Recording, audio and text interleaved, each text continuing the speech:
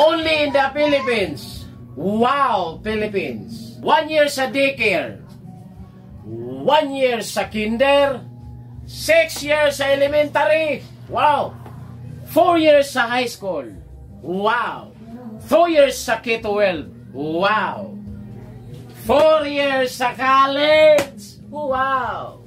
Total 18 years schooling. Pag-apply ng trabaho, pagkatapos mag-aral. Requirements. Diploma. Hindi pa binigay. TOR. Hindi pa rin binigay kasi may utang sa school. Resume, biodata lang yung dala, hindi pa tanggap. Barangay clearance. Police clearance. NBI clearance. Hit pa. Birth certificate, hindi tumanggap ng local. Valid ID, nako, samot. Hindi pa dumating. Medical certificate.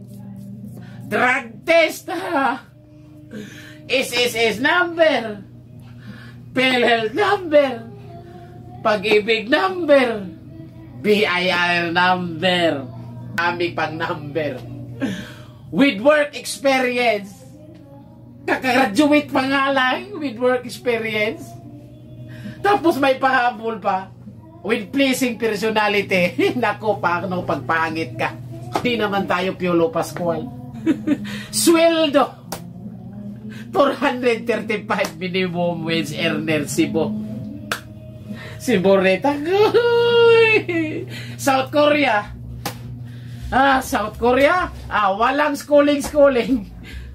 Pass lang ka sa exam, kahit grade 1, kahit walang grado, basta maipasa mo yung exam, sahod mo 80,000 hanggang 150,000.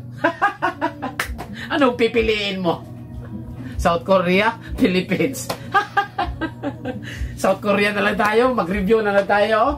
Hichime kokoro, hanyo chonon-chonon, sumnida. South Korea.